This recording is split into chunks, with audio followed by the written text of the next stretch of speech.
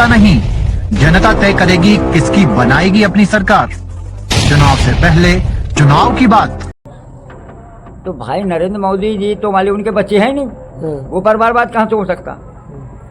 अब योगी आदित्यनाथ कहेंगे परिवारवाद हो जाए तो उनका कहाँ होगा। हाँ, वो तो सन्यासी हैं।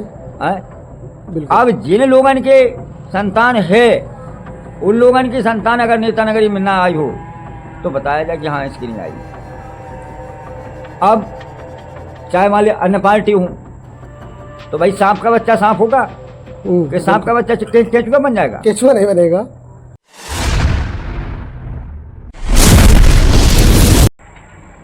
माँ पंथा देवी के दरबार में और हमारे बीच सभी भक्तगण भी मौजूद हैं और उसके साथ साथ आदरणीय श्री श्री 108 रक्षानंद स्वामी सरस्वती महाराज भी हैं जिनके दर्शन भी होंगे और इस राजनीति को लेकर बात भी करेंगे। चलिए आज हम बात करते हैं सीधे महाराज जी से।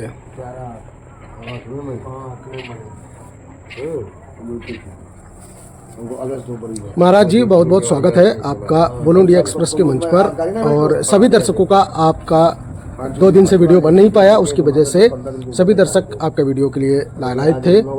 चलिए महाराज जी, आज हम बात करते हैं 2024 का जो इलेक्शन है उसको लेकर आपकी क्या टिप्पणी है। जिस तरीके से नरेंद्र मोदी जी भाषण दे रहे हैं और कहीं ना कहीं परिवारवाद पर, कहीं ना कहीं सुरक्षा पर और कहीं ना कहीं उस पर बात कर रहे हैं, उसके लिए आप क्या कहेंगे।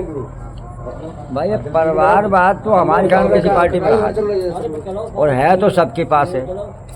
अब मोदी के वाले तो कोई बच्चा है नहीं जहाँ, उनका परिवारवाद क्या हो सकता।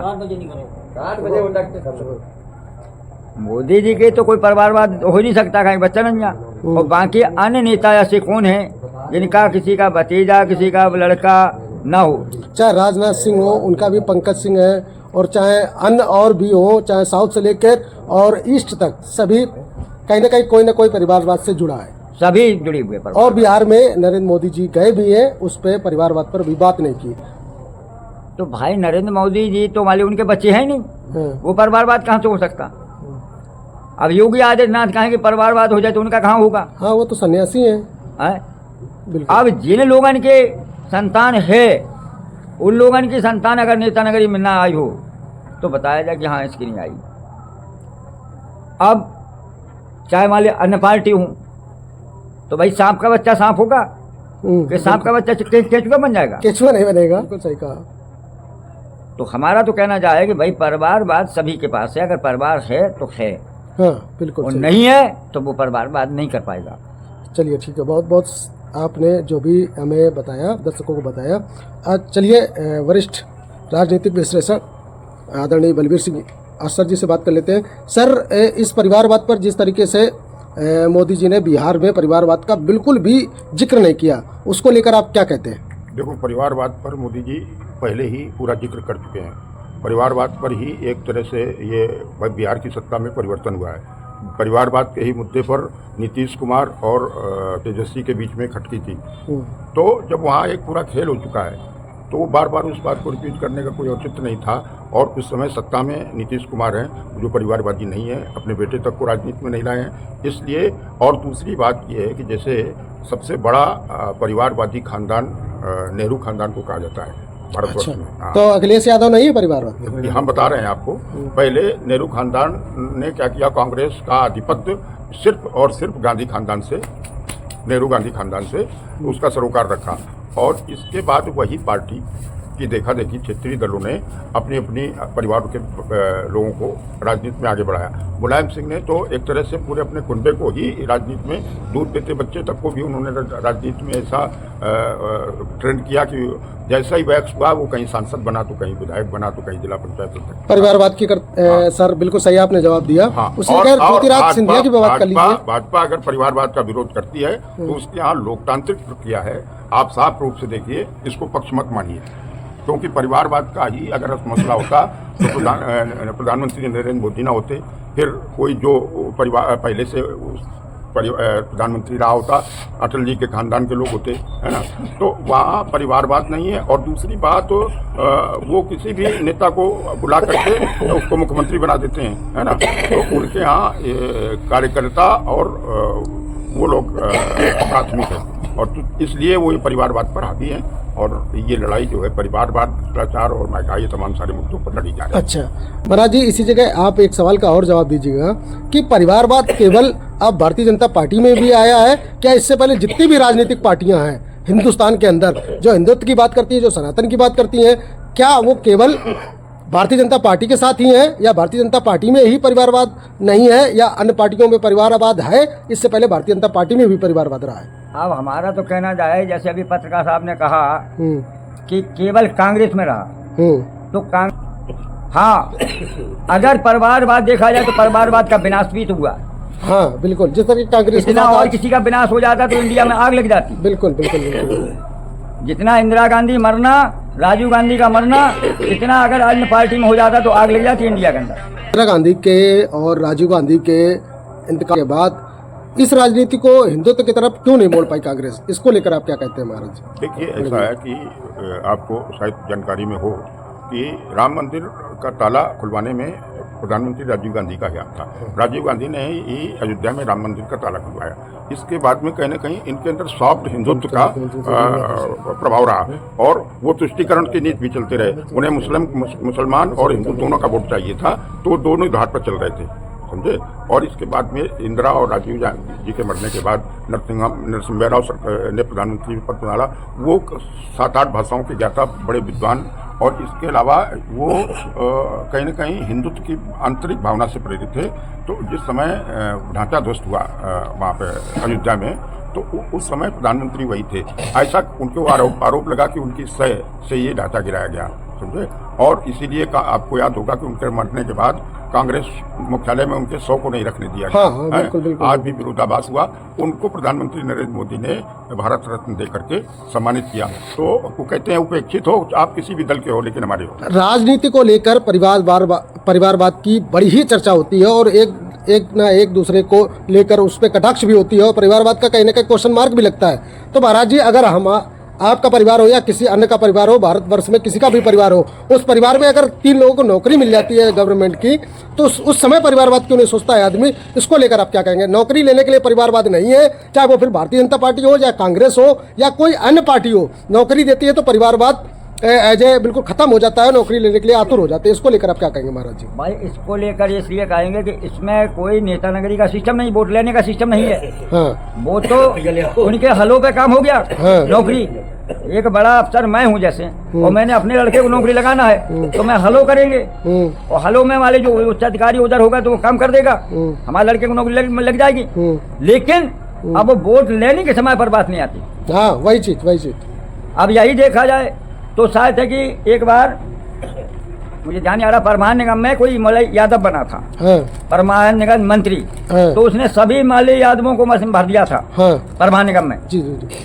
और ऐसी अभी जैसे मुलायम सिंह की सरकार में कम से कम 1000 खान वाले पुलिस वाले जो पीएससी की भर्ती हुई थी, हाँ। वो खटाखट भरी गई। बिल्कुल। क्यों? केवल यादव हलों पर काम हुआ। अब ऐसे ही आज भी हलों पर काम हो रहा है, जिसकी सरकार है वो अपने हलों पर काम करवा रही है। बिल्कुल। आप ये बताइएगा, हम दुनियादारी नहीं करते, इस सरकार को मैं अच्छा मानता हूँ, लेकिन इस सरकार जितने पेपर लीक किसी सरकार में नहीं भाई। हाँ बिल्कुल, बहुत बड़ा मुद्दा आपने महाराज जी उठाया। क्या वो हाई कास्ट उसमें नहीं मरी? हाँ बिल्कुल, क्या सभी वो हरजन नहीं मरा? सभी वर्ग। कौन सी बिरादरी बची? केवल आटा दाल खाओ, भाजपा में मोहर लगाओ। हाँ।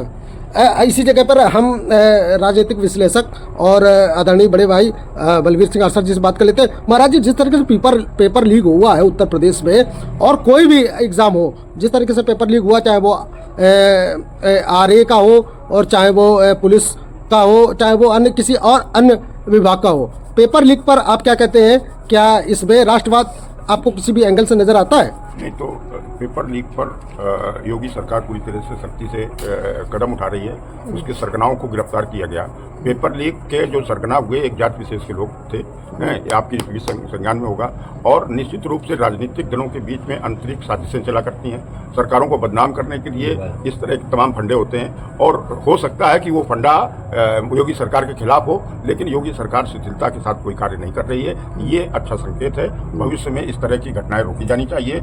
योगी सरकार को और सख्त कदम उठा करके, कानून बना करके इस तरह से के मामले जो बच्चों के भविष्य के साथ खिलवाड़ है, ऐसा कार्य नहीं होना चाहिए। हमारा सरकार के बैठे हुए हैं, उनसे भी चर्चा कर लेते हैं कि प्रधान जी जिस तरीके से बात करते हैं भारतीय जनता पार्टी की सरकार को, योगी आदित्यनाथ की मुख्यमंत्री सरकार को, उस तरीके से आप ये बताएंगे कि पेपर लीक जिस तरीके से होता है ऐसा अन्य सरकारों में हुआ है क्या है? अन्य सरकारों में क्या होता था? अन्य सरकारों में जो जाति विशेष पर उनके मुखिया ध्यान देते थे। हाँ बिल्कुल। और जब उनको अपनी जात की भर्ती करना है तो पेपर लीक की कोई जरूरत नहीं पड़ती थी।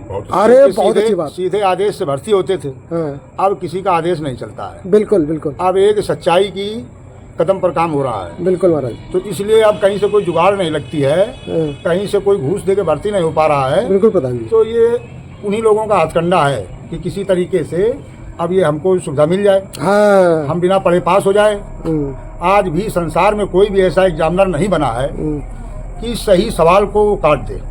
कोई भी ऐसा पढ़ा लिखा इंसान नहीं होगा जो किसी की कॉपी को सही उत्तर लिखा हुआ है उसको काट दे। ऐसा नहीं, ऐसा सिर्फ शीर्ष के मुखिया के इशारे पर ऐसा होता है। तो जब मुखिया के ही द्वारा वो काम होता है तो उसमें करने की कोई जरूरत नहीं। आज मुखिया सख्त है, आज मुखिया को कोई जरूरत नहीं, आज उनको कोई पसंद नहीं है, भ्रष्टाचार पसंद नहीं है, जीरो टॉलरेंस के नीति पर काम कर रही है सरकार, और इसी वजह से ये हथकंडे अपनाए जा रहे हैं। हाँ बिल्कुल सही कहा ग्राम प्रधान विसार से। और कान है अवस्थी जी, ये बताइए कि जैसे कि पेपर लीक का मामला जो लगातार आ रहा है या सरकार को लेकर, इस पर आपकी क्या राय है? पेपर लीक कोई सरकार तो कराती नहीं है, ये कहीं ना कोई षड्यंत्र होता है या कोई ना कोई इसका सिस्टम होता है, इसको लेकर आप क्या कहते हैं? इसमें तो कुल मिला उनकी चल नहीं रही, तो पेपर लीक कराते। एक पारदर्शी जो हमारे योगी जी का कार्य है उसमें अपना विघ्न डाल रहे हैं। किसी तरह इनकी छप धूमिल हो। इनकी इनकी सरकार में कोई ना भ्रष्टाचार है, ना कोई सबका साथ सबका विकास। इसमें ना कोई ब्राह्मण है, ना कोई क्षत्रिय है, सबका साथ है। पढ़े लिखोगे सभी लोग जाओगे। अब वो किसी आ रहे हैं जो उनकी चल नहीं रही। तो अब उनके एजेंट लोग लगे हैं तो उनको कहीं पेपर लीक कराना है या और कुछ ऐसी कार्य कराना है जिसमें एक पार्टी की छप धूमिल हो, बाबा की छप धूमिल हो। बाबा का शासन और प्रशासन इस समय पूरा दुरुस्त है, कहीं से कोई दिक्कत नहीं। भ्रष्टाचारियों पर लगाम है, जो गुंडे लफंगे घूमते थे उन पर बहुत बुरी तरह से लगाम है। तो आप लोग देख ही रहे हैं कितनी लगाम। तो बाबा कार्यकाल में कोई ऐसी शब्द वो नहीं है जो उनके अनुचित आ जाए। चलिए बहुत चुनावी चर्चा में ही चुनावी चर्चा में ही एक स्थान पर लोगों से ओपिनियन विचार उनके लिए जा रहे थे, तो वो लोगों का कहना था कि हम महंगाई सह लेंगे लेकिन हमें शांति चाहिए। शांति, हमारी बहन बेटी तो निकल रही है। हाँ, तो ये फर्क आम जनता के बीच आया है। वो कहते हैं महंगाई हमें बर्दाश्त है लेकिन शांति चाहिए, और शांति सरकार में है, ऐसा प्रतीत हो रहा है कुछ, है ना। बड़े अपराध नहीं हो रहे। बिल्कुल बिल्कुल। बड़े भी अपराध वाले जितने हैं वो सभी कारागार में हैं, और कहीं ना कहीं किसी न किसी तरीके से उनका एनकाउंटर भी हुआ या उनकी जो भी कर्म है उनको वो फल मिला। इसी के साथ आज की चर्चा को हम विदा लेते हैं और महाराज जी से भी विदा लेते हैं। और बोलो इंडिया एक्सप्रेस के सभी दर्शकों को मेरा सादर प्रणाम, और लगातार हमारे चैनल को सब्सक्राइब करिए और बने रहिए हमारे चैनल पर। तब तक के लिए नमस्कार, जय हिंद, जय भारत।